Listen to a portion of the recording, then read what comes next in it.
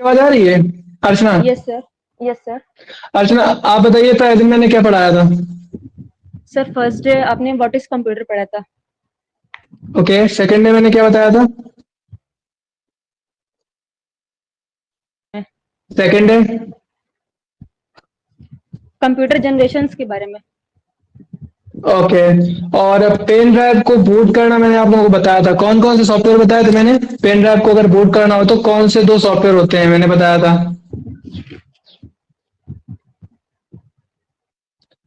दो सॉफ्टवेयर के बारे में मैंने बताया था, अगर आपको पेन सर ड्राइव बूट करना हो तो। रूफस और power power. ISO. Okay, Rufus और पावर आईएसओ, ये तो मैंने सॉफ्टवेयर बताए हुए थे। तो अभी 8 लोग ज्वाइन हो चुके हैं। अर्चना, जेसिका, संजीव, अंजलि पाठक, खुशी, लक्ष्मी और रचना। अच्छा, मैं एक एक करके सभी का नाम लूंगा तो आप मुझे ये बताते जाइएगा कि आप सभी तक आवाज पहुंच रही कि नहीं पहुंच रही। अर्चना के पास तो आवाज पहुंच रही कंफर्म है, क्योंकि अभी मैंने आपसे पूछा था। जेसिका, जेसिका आपके पास आवाज आ रही मेरी? माइक को पहले अनम्यूट करें, उसके बाद आंसर दीजिएगा।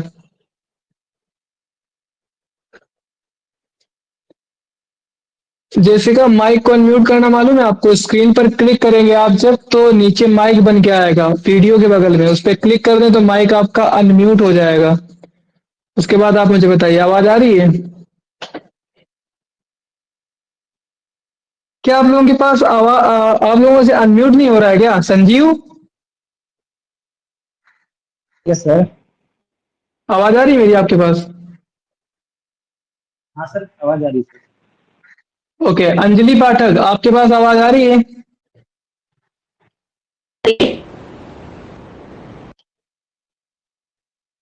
ओके, खुशी आप बताइए मुझे। नमस्ते सर, क्लियर है आवाज। नमस्ते। ओके, लक्ष्मी।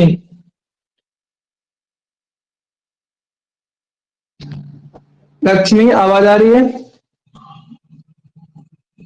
यस सर, आवाज सही आ रही है, क्लियर है।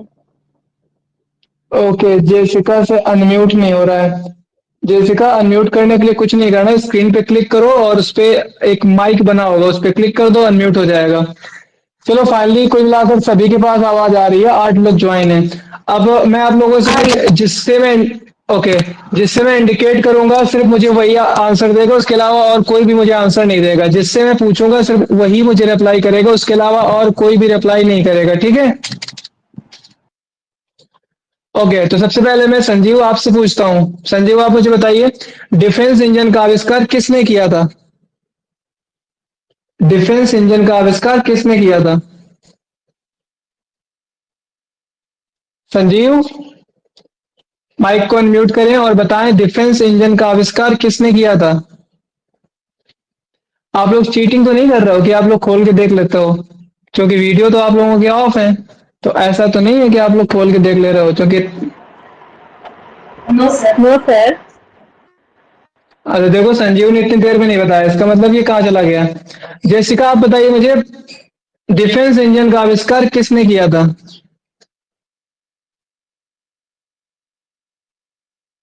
अभी आप लोगों को शायद म्यूट और अनम्यूट करना नहीं पता है, तभी आप लोग कंफ्यूज होते हैं और अनम्यूट नहीं कर पा रहे हैं।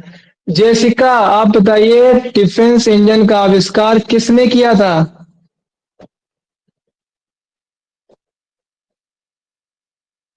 ओके अर्चना, आप ही बता दो।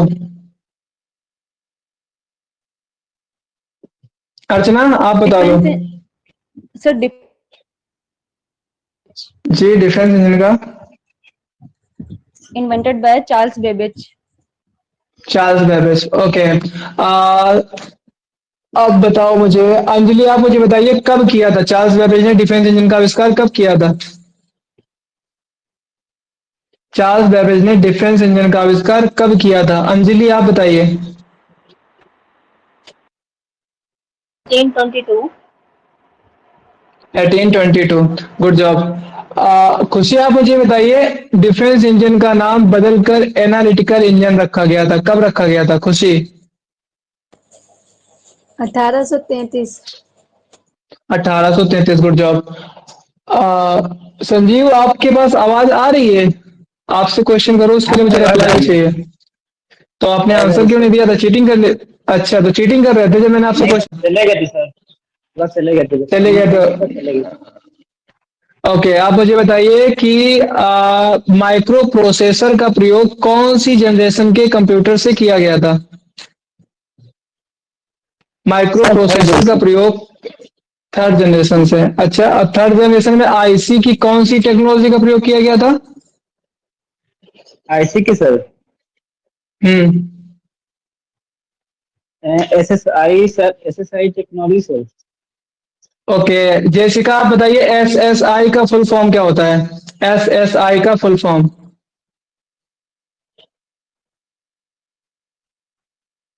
जेसिका, एसएसआई का फुल फॉर्म क्या होता है? जेसिका भी शायद चली गई। मतलब ये माई को क्लास ओपन करने के बाद आप लोग घर का भी काम करना चालू करे हो क्या? No Anjali, sir. No sir. Anjali ji sir. Okay Anjali, आप बताइए एसएसआई का पूरा नाम। Small scale integration. Small scale integration, good job. आप मुझे बताइए कि मेमोरी के दो भाग होते हैं, रैम और रोम, सही है गलत है? संजीव आप बताइए। संजीव, बस मेमोरी सर, के दो भाग होते हैं, रैम रैम और रोम, सही है गलत है? सर मेमोरी सर देखिए, प्राइमरी मेमोरी होती है, सेकेंडरी मेमोरी होती है सर। तो प्राइमरी अच्छा, मेमोरी में सर प्राइमरी, रैम रोम आता है। जी सर, जी जी। मतलब उसका आंसर फॉल्स था ना? जी फॉल्ट सर, जी जी। ओके, रचना आप मुझे बताइए, आप मुझे बताइए कल मैंने आप लोगों को पढ़ाया था, क्या पढ़ाया था? इनपुट और आउटपुट डिवाइस, नहीं कल कुछ और पढ़ाया था। कल क्या पढ़ाया था मैंने? कल मैंने सॉफ्टवेयर या सॉफ्टवेयर और हार्डवेयर पढ़ाया था। आप मुझे बताइए सॉफ्टवेयर कितने प्रकार के होते हैं?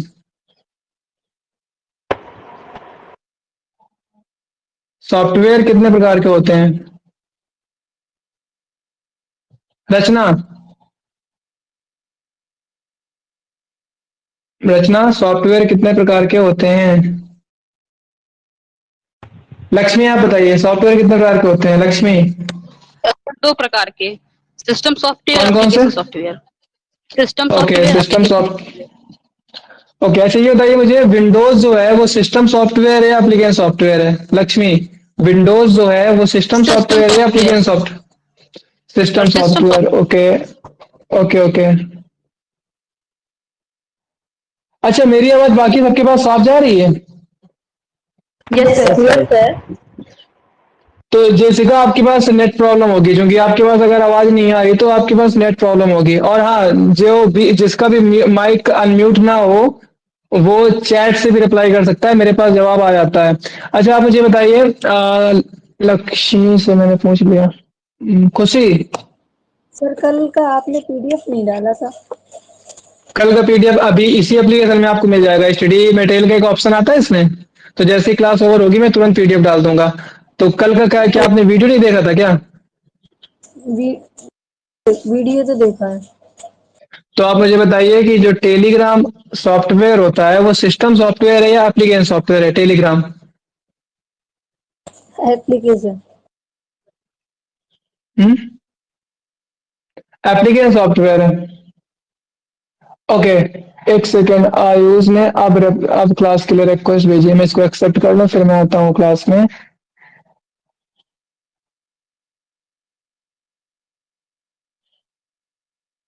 अच्छा,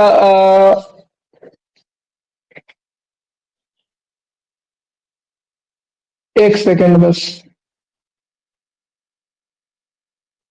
ओके, आप मुझे बताइए, अच्छा कोई कोई भी एक व्यक्ति जो जिसको आंसर पता हो वो हाथ इंडिकेट कर सकता है। आपको इसमें एक ऑप्शन मिलेगा, आप दिख रहा होगा उसमें हाथ बना होगा, उस पर क्लिक कर लीजिएगा, मुझे समझ में आ जाएगा किसको पता है। कोई भी एक छात्र मुझे बता सकता है जिसको पता हो कंप्यूटर के कोई तीन फायदे, कंप्यूटर आने से कोई तीन फायदे हुए हों, इनमें से कोई भी अगर जिसको पता हो वो हाथ अपना इंडिकेट कर सकता है। आप देखोगे जहां पे आपका नाम लिखा होगा सबसे ऊपर उसके बगल में हाथ का सिंबल बना होगा, उस पर क्लिक करेंगे तो हाथ उठेगा। ओके, लक्ष्मी ने हाथ उठाया हुआ है, उसके अलावा और कोई? लक्ष्मी के अलावा किसी और को पता है? ऊपर हाथ का सिंबल लगा होगा, उस पर क्लिक करके बताना है कंप्यूटर आने से कोई तीन फायदे। चलो कोई नहीं, किसी को नहीं, ठीक है बताइए, बाकी सब लोग सुन लीजिए। कंप्यूटर आने के कोई 3 फायदे। सर कंप्यूटर के 3 फायदे यही हैं कि सर कैलकुलेशन करने में भी हम लोगों को आसानी होती है कंप्यूटर से, और सर कोई भी वीडियो को प्ले करने में भी आसानी होती है, देख सकते हैं आराम से। सर काफ़ी काम होते ओके, हैं, ऑफ़िस के भी कुछ काम कर सकते हैं उसमें, तो बहुत इम्पोर्टेंट है सर हम लोगों के जीवन में कंप्यूटर। Okay, okay, okay. किसी को ये पता है कंप्यूटर आने से कोई 3 लॉस, जो हमें लॉस हुआ हो? कंप्यूटर आने की कोई 3 लॉस, जिसको पता हो वो हाथ इंडिकेट करे। कंप्यूटर आने के कोई 3 लॉस।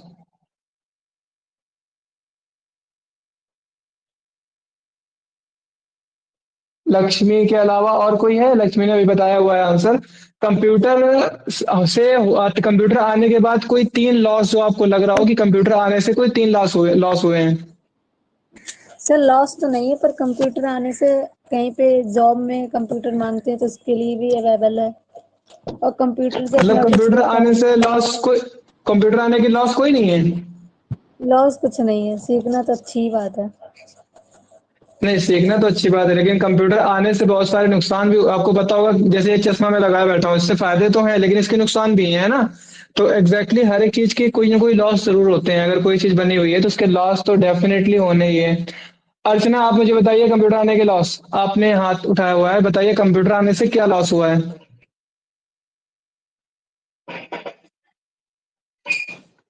सकती हैं, और डाटा लॉस अच्छा, होता है। अर्चना आपने कमेंट में आंसर दिया कोई लॉस नहीं होता है, और जेसिका ने कहा लॉस है। हाँ बताइए, कंप्यूटर आने से लॉस क्या है? सर डाटा लॉस होता है। डाटा लॉस होता है? डाटा लॉस कैसे होता है, कैसे होता है डाटा लॉस? हमें तो लगता है कंप्यूटर आने से डाटा लॉस नहीं होता, और डाटा हम बचाते हैं, क्योंकि बहुत सारा डाटा ऐसा होता है जो पहले हार्ड कॉपी के रूप में होता है। जैसे आपको याद होगा, शादियां पहले होती थी तो फोटो जो क्लिक होती थी उनका हम एल्बम एल्बम बनाते थे हार्ड कॉपी में, है ना? अभी भी एल्बम बनता है, लेकिन आपको पता होगा अब वो मेमोरीज को हम लोग सॉफ्ट कॉपी में भी सेव कर सकते हैं कंप्यूटर के पास। तो आप मुझे बताइए कि हार्ड कॉपी में जो रखा था डेटा वो ज्यादा अच्छा था, या सॉफ्ट कॉपी में जो डेटा रखा हुआ है वो ज्यादा अच्छा है? उसको हम कितनी भी कॉपी बना सकते हैं, उससे तो फायदा हो गया मेरे हिसाब से, डाटा सिक्योरिटी के हिसाब से। और डेटा में सिक्योरिटी भी रहती है, आपको मालूम होगा। जैसे अगर जी आपका कोई एल्बम है तो वो कोई भी खोल के देख सकता है, लेकिन अगर आपके पास कोई फोल्डर बना हुआ है तो उस फोल्डर को आप लॉक भी कर सकते हो। जो चाहेगा वही खोल पाएगा केवल, है ना? तो जी। आपको जो लग रहा हो कि नहीं, इसको इसके आने से ये लॉस तो है, ये अगर ना होता तो शायद ये चीज इस तरीके से ना होती, कुछ ऐसा।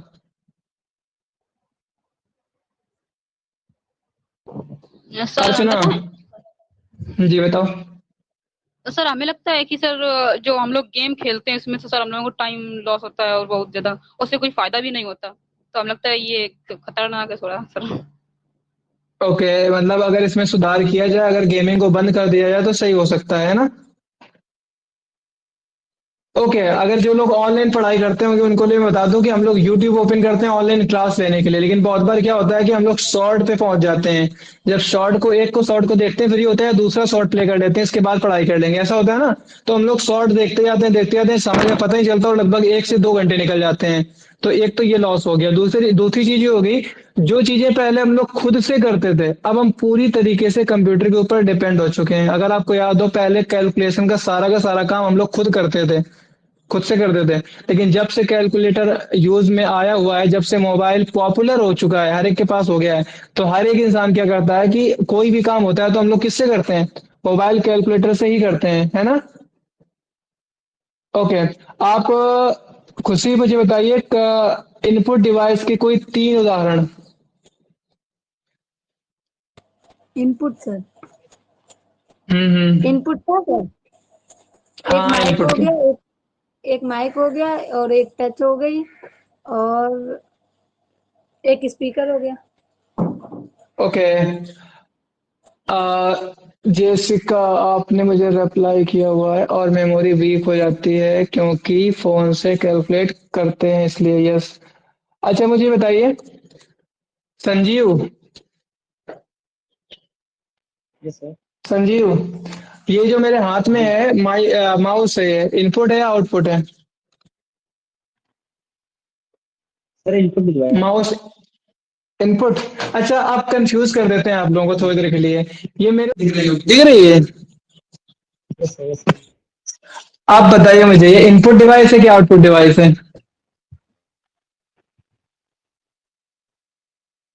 संजीव, जो मेरे कान में ईयरबड है वो इनपुट डिवाइस है या आउटपुट डिवाइस है? आप कंफ्यूजन हो रही होगी ना, क्योंकि इसी से मैं बोल भी रहा हूँ, इसी से मैं सुन भी रहा हूँ। Yes sir, yes sir. Sir तो बताइए, इनपुट डिवाइस है आउटपुट डिवाइस है? बहुत यस। दोनों है। अच्छा। अच्छा, एक चीज है, इसका मैं आंसर आपको सिंपल से देता हूँ।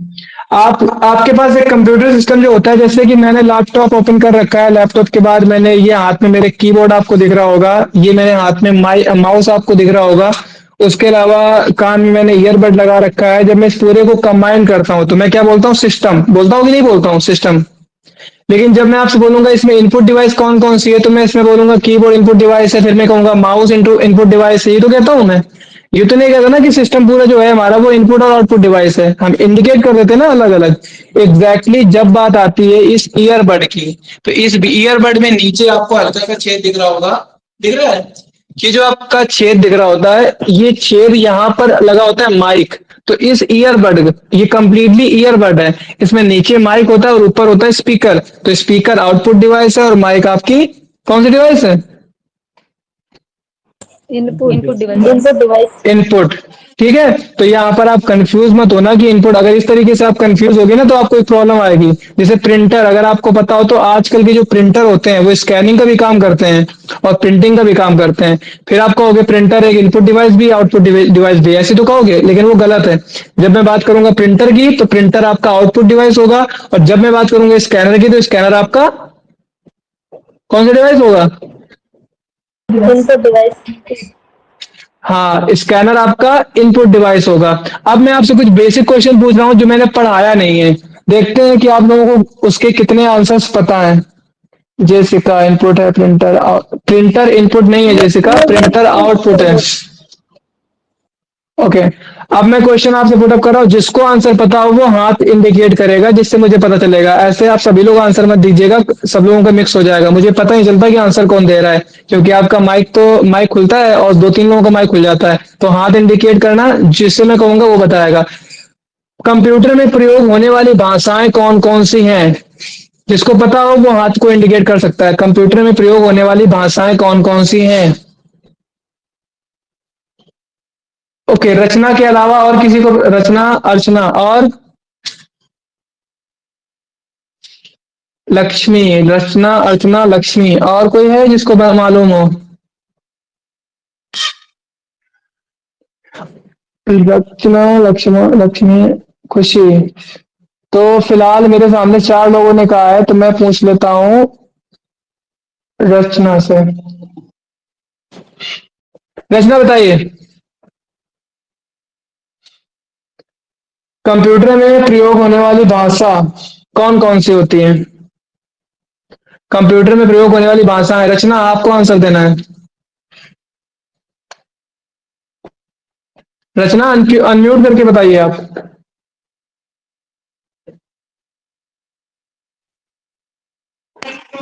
रचना आपकी आवाज नहीं आ रही। खुशी आप बताइए, कंप्यूटर में प्रयोग होने वाली भाषाएं कौन कौन सी हैं? खुशी। बाइनरी। बाइनरी भाषा, ओके। अंजलि आप बताइए, कंप्यूटर में प्रयोग होने वाली भाषाएं, Anjali. Binary language. Binary language, okay. Sanjeev आप बताइए, कंप्यूटर में प्रयोग होने वाली भाषाएं कौन कौन सी हैं?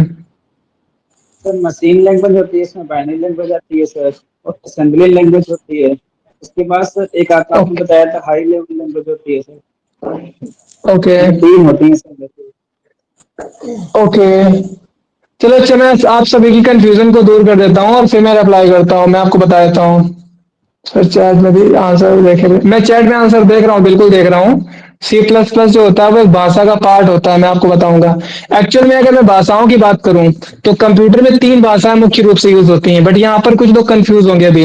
देखो, बाइनरी लैंग्वेज जो होती है उसी को मशीनी भाषा कहते हैं। बाइनरी अलग लैंग्वेज नहीं होती, मशीनी भाषा को। और जब मैंने क्वेश्चन आपसे पूछा था कंप्यूटर में प्रयोग होने वाली भाषाएं, ये क्वेश्चन अलग है। अगर मैंने आपसे पूछा होता कंप्यूटर कौन सी भाषा को समझता है, ये क्वेश्चन अलग है, ठीक है। दो क्वेश्चन है और दोनों में बस छोटा सा अंतर है, लेकिन दोनों ही क्वेश्चन अलग अलग है। अगर मैंने आपसे पूछा कंप्यूटर में प्रयोग होने वाली भाषाएं कौन कौन सी हैं, और दूसरा मैंने बोला कंप्यूटर कौन सी भाषा में को समझता है, या कंप्यूटर कौन सी भाषा में कार्य करता है। अब जैसे मैं अपनी बात करूं तो एग्जैक्टली मुझे इंग्लिश भाषा भी समझ में आती है, मुझे हिंदी भी समझ में आती है, मतलब मुझे दोनों भाषाएं समझ में आती हैं। लेकिन एग्जैक्टली अगर मैं किसी कहूंगा कि आप कौन सी भाषा में कार्य करते हो, तो मैं कौन सी भाषा में कार्य करता हूं, मैं हिंदी भाषा में कार्य करता हूं, यही तो होता है। तो एग्जैक्टली कंप्यूटर जो होता है वो मशीनी भाषा में कार्य करता है। कंप्यूटर मशीनी भाषा को समझता है। लेकिन अगर मैं बात करूं कंप्यूटर में प्रयोग होने वाली भाषाएं, तो इसका ये मतलब हो गया कंप्यूटर में कौन कौन सी भाषाएं प्रयोग की जाती हैं। तो अगर मैं बताऊं तो कंप्यूटर में इस टाइम 3 भाषाएं प्रयोग की जाती हैं। अब बात यहाँ पर ये आती है, अच्छा आप बताइए मुझे, लक्ष्मी आप बताइएगा, जैसे मुझे इंग्लिश आती है और आपको हिंदी आती है, मुझे आपसे बात करनी है, मैं कैसे बात करूंगा? मुझे इंग्लिश आती है और आपको हिंदी आती है, आपको इंग्लिश नहीं आती, मुझे हिंदी नहीं आती, अब मैं आपसे कैसे बात करूंगा लक्ष्मी? सर इशारे से बात करें, बॉडी इशारा, लैंग्वेज। मुझे इशारा करना बिल्कुल भी नहीं आता, मुझे इशारा नहीं करना, मुझे बात करके ही आपको समझाना है, तो कैसे बात करूंगा मैं आपसे? तो ये है ऑप्शन। खुशी, खुशी आप बताइए, मुझे इंग्लिश आती है, आपको हिंदी आती है, आपको इंग्लिश नहीं आती, मुझे हिंदी नहीं आती, अब मुझे आपसे बात करनी है, मैं कैसे बात करूंगा?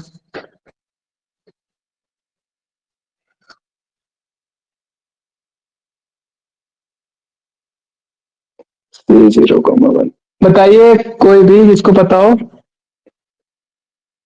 किसी को पता है? सर एक थर्ड पर्सन की नीड होगी जिसे दोनों लैंग्वेज आती हो, दोनों को वो अलग अलग एक्सप्लेन करेगा कि ये ओके, बोलें या फिर ये बोलें। और ओके, और उस व्यक्ति को हम क्या कहेंगे?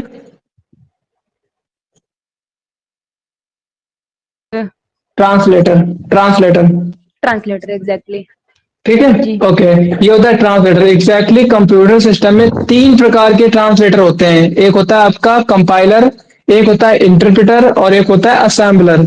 इनका काम होता है कि किसी भी भाषा को मशीनी भाषा में चेंज करती हैं और मशीनी भाषा को वापस से इनकी भाषा में चेंज करती हैं। ये काम होता है इन तीनों सर तीनों ट्रांसलेटर्स दोबारा का। रिपीट कर दें। एक आपका होता है कंपाइलर, हालांकि जब मैं लैंग्वेज का पार्ट पढ़ाऊंगा तो मैं उसमें सब कुछ बताऊंगा आपको, इसलिए मैं बस ओरल आपसे पूछ रहा था।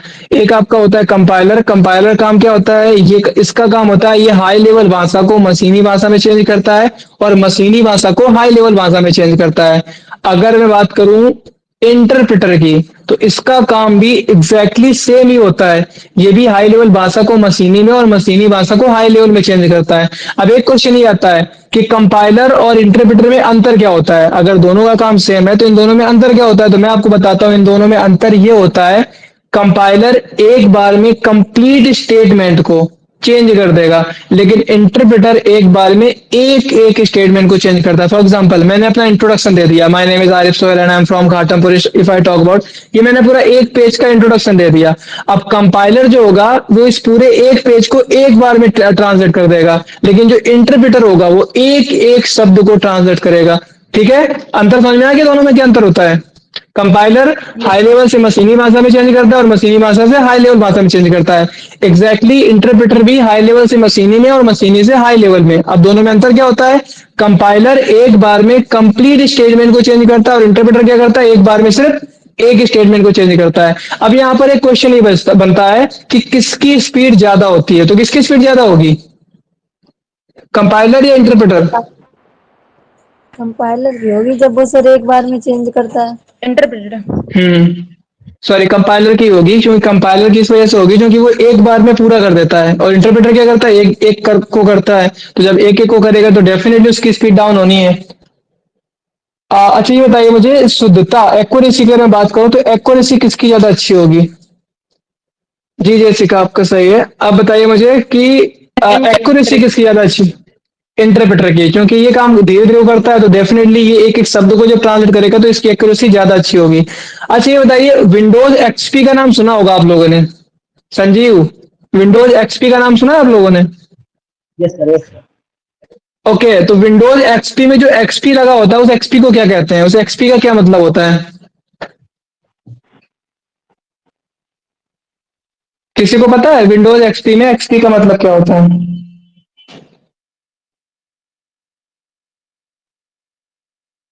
रचना, जेसिका, आप इस क्वेश्चन का आंसर दो। कंपाइलर सॉरी, विंडोज एक्सपी में एक्सपी का मतलब क्या होता है? किसी को पता है? किसी को भी? जिसको पता हो वो हाथ रेस कर सकता है। रचना बताइए। कंपाइलर सॉरी, मैंने क्वेश्चन पूछा था विंडोज एक्सपी में एक्सपी का क्या मतलब होता है? नहीं पता? चलो मैं बता देता हूं। दो लोगों ने हाथ रेस किए हुए हैं, तीन लोगों ने किए हुए हैं। अंजलि बताइए मुझे। अच्छा अंजलि आप बताइए, विंडोज एक्सपी में एक्सपी का मतलब क्या होता है? Sir experience. Yes, Windows XP में एक्सपी का मतलब होता है एक्सपीरियंस। ठीक है, विंडोज एक्सपी में एक्सपी एक्सपी का मतलब होता है एक्सपीरियंस। कंप्यूटर में मैंने आपको बताया था, कंप्यूटर एक ऐसी इलेक्ट्रॉनिक मशीन है जिसके द्वारा हम अंक गणितीय और लॉजिकल समस्याओं को सॉल्व करते हैं। ये लॉजिकल समस्याएं क्या होती हैं खुशी? लॉजिकल समस्याएं क्या होती हैं? लॉजिकल समस्याएं क्या होती हैं? नहीं मालूम सर ऐसे। ऐसे नहीं पता? लॉजिकल समस्याएं वो होती हैं जिनको इंसान आसानी से ना कर सके। आप लोग एक चीज नोटिस कर रहे होंगे, जब आपने मेरा यूट्यूब में वीडियो देखा होगा तो मेरे फेस की क्लैरिटी काफी अच्छी दिख रही होगी, लेकिन अभी आप जो देख रहे हो वो डायरेक्टली आपके सामने आ रहा है, इसमें कोई भी एडिटिंग नहीं है, तो इस पे फेस की क्लैरिटी जो है उतनी अच्छी नहीं है। लग रहा है कि नहीं लग रहा है आप लोगों को?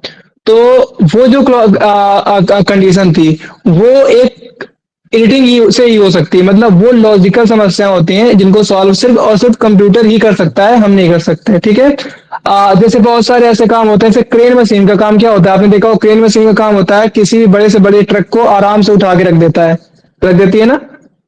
क्या ये काम एक इंसान कर सकता था? नो। शायद नहीं कर सकता। काफी सारे इंसान मिल जाएंगे तब भी नहीं लगेगा। एक चीज आपको पता होगा, जब क्रेन मशीन रोड पे चलती है तो उसको चलाने वाले को हम ड्राइवर कहते हैं। ठीक है, लेकिन वही जब क्रेन मशीन कहीं काम कर रही होती है, फॉर एग्जाम्पल खुदाई का काम कर रही है, कुछ भी कर रही है, तो उसको चलाने वाले को क्या कहते हैं? पता है किसी को?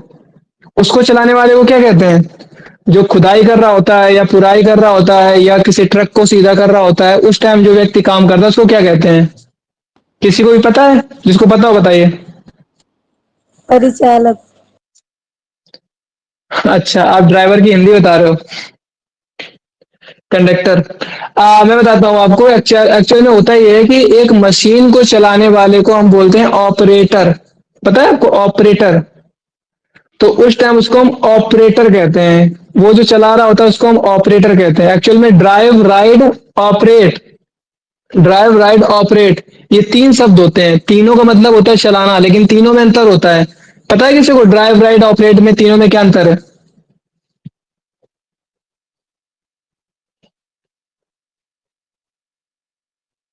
अच्छा मुझे ये बताइए आप, कंप्यूटर का कोर्स करने के बाद आप का क्या फायदा हो सकता है? कोई फायदा? अगर आप कोई कंप्यूटर कोर्स कर लेते हैं तो उसको करने के बाद क्या कोई फायदा आपका हो सकता है? संजीव आपके लिए ज्यादा खास खास है, आप बताइए। क्या कंप्यूटर कोर्स करने के बाद आपका कोई फायदा बस होगा? क्या फायदा होगा? पॉलिसी मांगते हैं जॉब कहीं अच्छी सर एडवांस मिलेगी। एडीसीए का सर्टिफिकेट मांगता है। संजीव आपकी आवाज थोड़ी सी कट रही है। हाँ बताइए क्या फायदा हो सकता है? हवा आपकी आवाज बहुत साफ आ रही है मेरे पास यार। हाँ अब आ रही है, बताओ। से जॉब होती है सर, उसमें काफी मांगा जाता है, कहीं ओ लेवल मांगा जाता है, कहीं एडीसीए का डिप्लोमा मांगा जाता है सर। Government job, exactly. आज अच्छा ये आपको पता है हिंदुस्तान में सबसे ज्यादा बेरोजगारी है, उसका रीजन क्या है? किसी को भी पता है? किसी को भी? खुशी, रचना, किसी को भी? लक्ष्मी, सबसे ज्यादा बेरोजगारी उसका रीजन क्या है? हिंदुस्तान में सबसे ज्यादा बेरोजगारी है, उसका रीजन क्या है? या हम झूठ बोल रहे हैं और भी देशों में बेरोजगारी ज्यादा है? बताइए। सबसे ज्यादा बेरोजगारी इंडिया में है, और सबसे ज्यादा अगर बेरोजगार कोई स्टेट है इंडिया में, तो वो दो स्टेट है, उत्तर प्रदेश। बिहार और यूपी। बिहार और यूपी दो स्टेट हैं जहाँ पे सबसे ज्यादा पॉपुलेशन। अगर मैं बात करूं पॉपुलेशन की रचना, तो ये गलत है। पॉपुलेशन एक रीजन नहीं हो सकता, क्योंकि एक छोटी सी बात मैं बताऊं, एक जगह पर एक दुकान थी और 100 कस्टमर थे, अब वहां पर 200 कस्टमर हो गए, तो डेफिनेटली दो दुकानें भी हो जाएंगी नहीं हो जाएंगी। तो पॉपुलेशन बेरोजगारी का, अगर आप इसको पॉपुलेशन को बेरोजगारी से जोड़ें तो ये गलत है, क्योंकि अगर पॉपुलेशन बढ़ेगी तो रोजगार के ऑप्शन भी बढ़ेंगे। आज इस कीबोर्ड को मैं केवल चला रहा हूं, लेकिन कल को 10 यूजर हो जाएं तो कीबोर्ड भी तो 10 हो जाएंगे ना, होंगे कि नहीं होंगे? तो पॉपुलेशन कैसे हो सकती है इस बेरोजगारी का रीजन?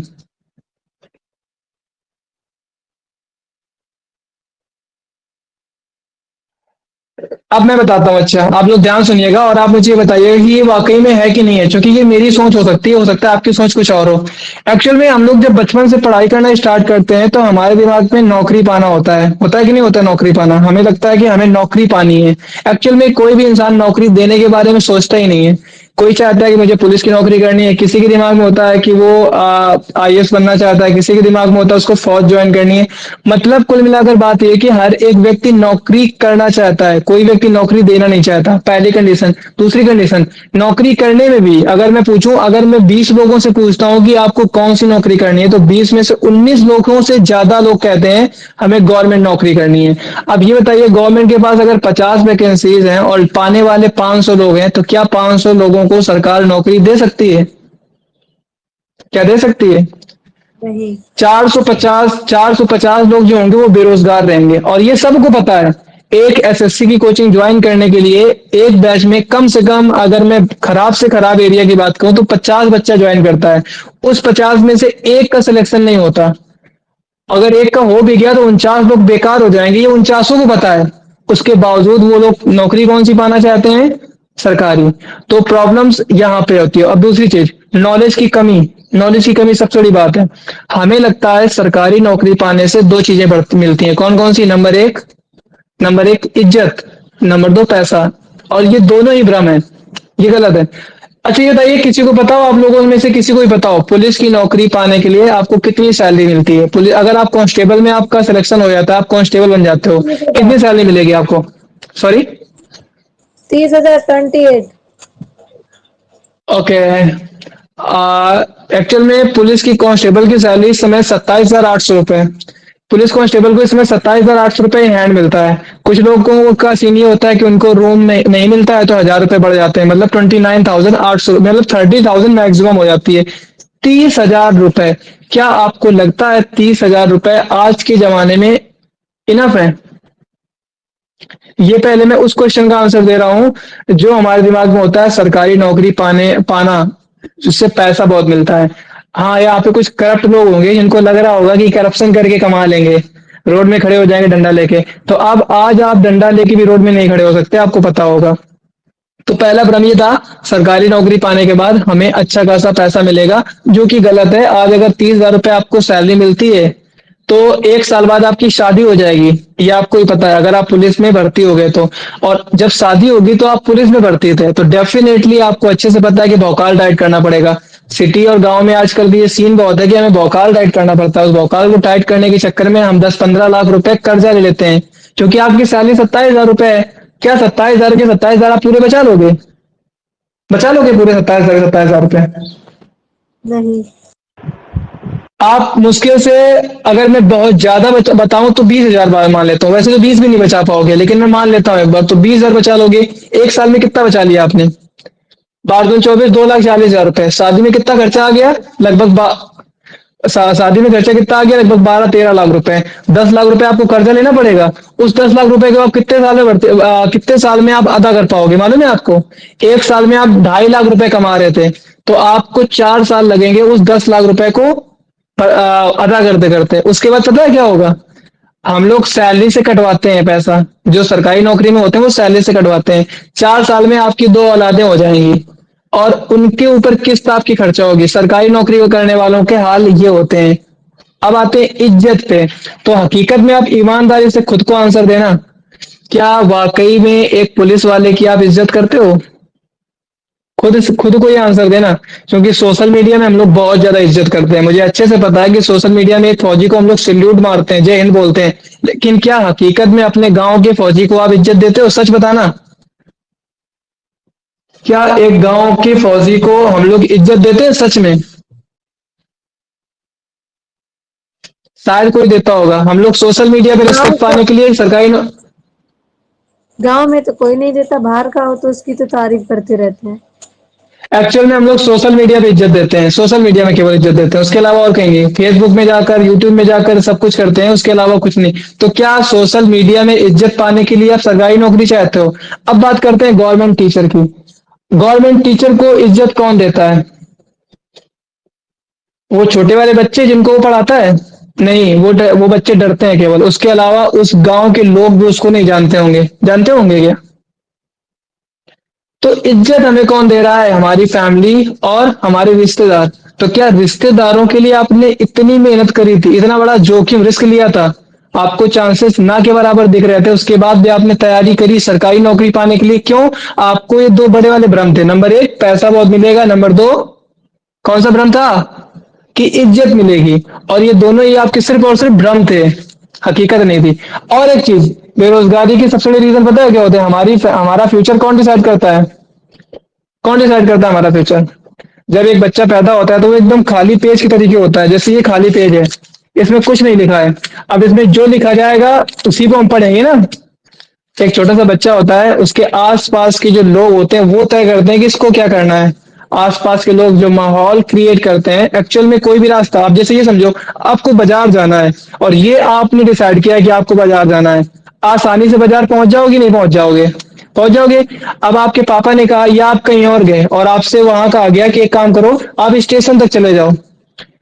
स्टेशन का रास्ता आपको नहीं पता था, अब आप पूछते पूछते जाओगे, क्या आप आसानी से स्टेशन पहुंच पाओगे?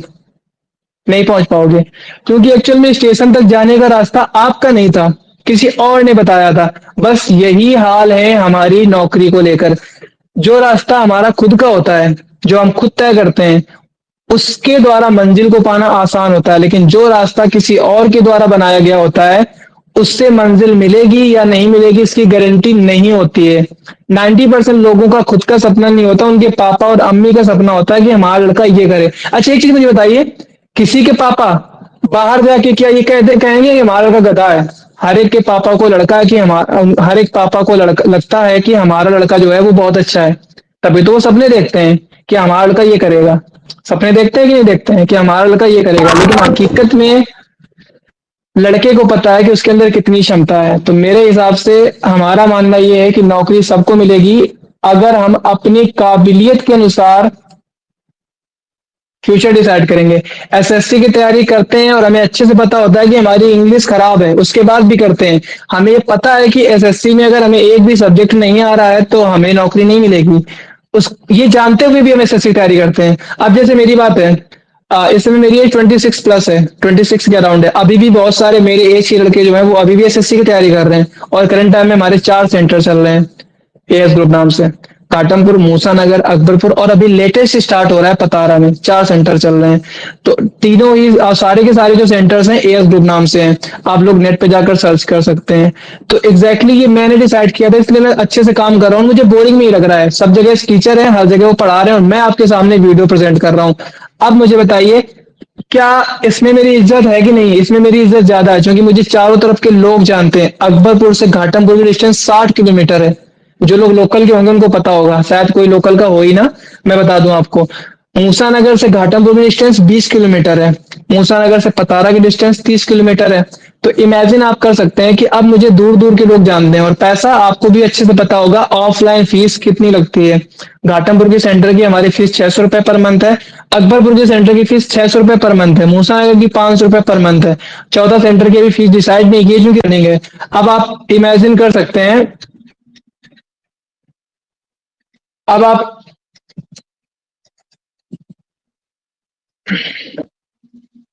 एक सेकेंड कॉल आ रही है।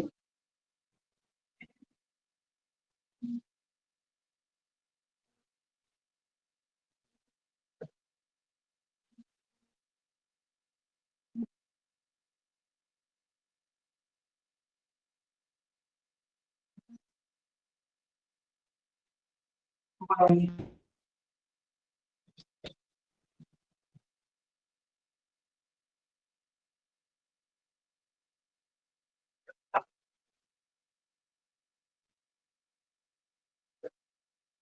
फिलहाल आज का जो हमारा टॉपिक आज हमें एक कॉल आ रही है बार बार, तो आज के साथ मुझे क्लास यहीं पे लीव करनी पड़ेगी। फिलहाल क्लास का मतलब ये था सर, मुझे ये चेक करना था कि जब मैं इसमें क्लास रखूंगा तो क्या आप लोगों तक मेरी आवाज डायरेक्टली पहुंचेगी और आप डायरेक्टली आंसर भी दे सकते हो। इस क्लास को हम रिकॉर्ड भी करके अपलोड करेंगे। वैसे तो इस क्लास में बहुत ज्यादा एडिटिंग करनी पड़ेगी जो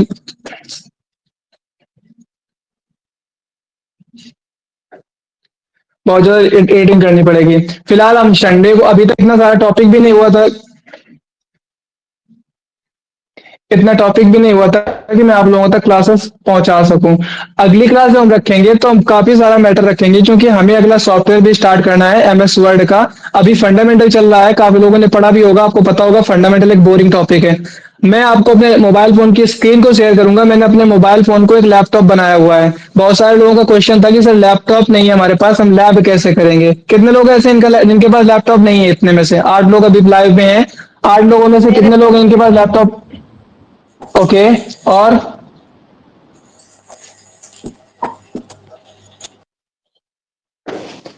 मेरे हिसाब से काफी लोगों के पास लैपटॉप नहीं होगा। अच्छा, कितना बाकी सभी लोग कीबोर्ड और माउस तो ले सकते हैं ना? अगर आप चाहते हो कि आपको वो ना लेना पड़े, क्या बोलते हैं उसको, हब, तो आप कॉम्बो ले सकते हो। कॉम्बो में क्या होता है कि आपको हब लेने की नीड नहीं होती, सिर्फ आपको ये एक पार्ट मिलता है, ये आपके मोबाइल फोन, उस पर मोबाइल फोन में लग जाता है ओटीजी में, तो उसी ओटीजी से ये दोनों चीजें चालू हो जाती हैं। तो आप ये ले सकते हो, इतना तो आप लोग कर ही सकते हो। 1 महीने की आपकी फीस होती है ऑफलाइन कोचिंग की। उसके बाद आप सारी की सारी क्लासेस लाइव ले सकते हो, इसमें कोई भी दिक्कत नहीं आने वाली है। मैं अपने मोबाइल फोन की, अपने लैपटॉप की स्क्रीन। हम्म। जो मैंने पूछा था उसमें तो ये डाटा केबल लगी हुई थी सारी, किसमें? लैपटॉप इसमें कीबोर्ड माउस में? कीबोर्ड और माउस में। एक्चुअल में ये वायरलेस है, आप वायरलेस ले सकते हो। ये दोनों ही चीजें आपको मिल जाती हैं 600-700 रुपए में मिल जाती हैं अगर आप इसको लोगे। और वैसे भी आपको पता होगा, आपको कीबोर्ड मिल रहा होगा 220 से 280 के बीच में, केवल कीबोर्ड, है ना? डेल का और बताया था 350। 350 का, फिर 100-150 रुपए का आप माउस लाओगे तो इसके हिसाब से आपका 400-500 बैठ जाएगा। आप बेटर है कि आप ऑनलाइन जाके बुक कर लें कीबोर्ड माउस वायरलेस, आपको 600 से 700 के बीच में मिल जाएगा। और ये कभी भी खराब नहीं होगा। सबसे बड़ी बात पता है क्या है? इसको आप कितनी भी दूर बैठ के यूज कर सकते हो, क्योंकि इसमें तार का कोई झंझट ही नहीं है, आराम से चलता है। तो ये आपके लिए ज्यादा बेटर रह सकता है, तो इसको ही परचेज कर लेंगे। एक बार ही परचेज करना पड़ेगा और हमेशा काम करेगा। पूरा का पूरा कोर्स आपका इसी से हो जाएगा। टैली आपको घर बैठे सिखा दी जाएगी। और मैं आपको ये भी बताऊंगा, खासतौर पर लड़कियों के लिए, क्योंकि लड़कियों के लिए एक होता है कि घर वाले आपको सरकारी नौकरी के लिए हिंदुस्तान के किसी भी कोने में भेज देंगे, लेकिन प्राइवेट नौकरी के लिए आपको घर से बाहर नहीं भेजते हैं। तो आप घर बैठे काम कर सकते हो आसानी से, कोई भी दिक्कत नहीं होगी। वर्क फ्रॉम होम कैसे करना है, उसके लिए पहले हमें कुछ चीजें पता होनी चाहिए कि हमें करना क्या क्या है। तो वो चीजें आपको सिखाई जाएंगी। आप एमएस एक्सेल को मन से पढ़ लीजिएगा। आप घर बैठे एमएस एक्सेल या एमएस वर्ड, तो आप घर बैठे पैसे कमा सकते हैं आसानी से, कोई भी दिक्कत नहीं होगी। और जितना आप गवर्नमेंट जॉब से सैलरी डिजर्व करते हो, उससे ज्यादा आपको इसमें मिलेगा। कैसे करना है, उसके लिए आपको क्लासेस को मिस नहीं करना होगा। और अगर मैं बात करूं संजीव की, तो सबसे ज्यादा टेंशन तो संजीव को होगी। उसका रीजन है, लड़कियों के लिए तो कोई ना कोई एसएससी की तैयारी कर रहा होगा, काफी लोग हो सकता है सिलेक्शन भी हो गया हो। संजीव से पूछो, उसको कितनी बड़ी टेंशन हो रही होगी, है ना? तो तैयारी सब लोग करो, सब लोगों को नौकरी मिलेगी। सरकारी नौकरी की चिंता बिल्कुल ही मत करो, क्योंकि सरकारी नौकरी एक भ्रम है। सबको लगता है कि सरकारी नौकरी अच्छी होती है, लेकिन एक्चुअल में सरकारी नौकरी में आपको नौकर ही बना दिया जाता है। और आप एक नौकर बनने के लिए पैदा नहीं हुए हो, आप लोग एक मालिक बनने के लिए पैदा हुए हो। तो मालिक बनने की सोच रखो, नौकर बनने की सोच रखोगे तो हमेशा लाइफ में छोटा ही रहोगे, कभी बड़े नहीं बन पाओगे। तो क्या आपको नौकर शब्द बड़ा खराब लगता होगा? कोई है जिसको नौकर शब्द अच्छा लगता है? है कोई जिसको नौकर शब्द अच्छा लगता है? शायद ही कोई होगा लेकिन नौकर बनना सब चाहते हैं। नौकर बनना सब चाहते हैं। नौकर शब्द अच्छा नहीं लगता, बट नौकर बनना सब चाहते हैं। तो मेरे हिसाब से आपको शब्द से नफरत नहीं, आपको काम से भी नफरत होनी चाहिए, तब जाकर एक आप मालिक बन पाओगे। और मालिक बनने के लिए कुछ नहीं, बस ये होना चाहिए आपके पास, ये इसी से सब कुछ होता है। आपको पता होगा, गधे से गधा व्यक्ति जो होता है वो मालिक बन जाता है। पढ़ाई लिखाई कुछ नहीं। आपने विलियम हेनरी गेट्स का नाम सुना होगा, बिल गेट्स का नाम सुना है आप लोगों ने? बिल गेट्स का नाम सुना होगा, माइक्रोसॉफ्ट कंपनी के फाउंडर हैं। माइक्रोसॉफ्ट कंपनी के फाउंडर हैं। आपको पता भी है उनकी क्वालिफिकेशन क्या है बिल गेट्स की? शायद नहीं पता होगी। उन्होंने ग्रेजुएशन अंडर ग्रेजुएशन वो कर रहे थे, उसी बीच में उन्होंने सेकेंड ईयर से क्लासेस बंक कर दी थी, क्लासेस छोड़ दी थी, और वो माइक्रोसॉफ्ट कंपनी के फाउंडर हैं। तो पढ़ाई लिखाई मैटर नहीं करती, मैटर करती है आप सोचते कितना हो। हिंदुस्तान में बेरोजगारी 18 साल की एज में हम सोचते हैं कि हमारी 18 साल की एज में हम लोग सोचते हैं पता है क्या, कि अब हमारी एज हुई है, 20 साल में प्रेशर पड़ता है और 22 साल के बाद हम कुछ नहीं कर पाते, स्पोर्ट की कंपनी में जाकर नौकरी करते हैं। तो मेरे हिसाब से आज आप सीरियस हो गए तो कल आप नौकरी करेंगे। फिलहाल आज की क्लास को लंबा नहीं खींचेंगे क्योंकि आज की कोई क्लास भी नहीं थी। आज मुझे बस इतना देखना था कि उन 72 लोगों में से ऑनलाइन क्लास में आते कितने लोग हैं। तो इन 8 में से एक तो मैं हूं और 7 लोग और क्लास में बैठे हुए हैं। अब आप एक इमेजिन करो, इस क्लास से मेरा कोई फायदा है पर्सनली? आप बताइए मेरा क्या फायदा है इस क्लास को लेने से?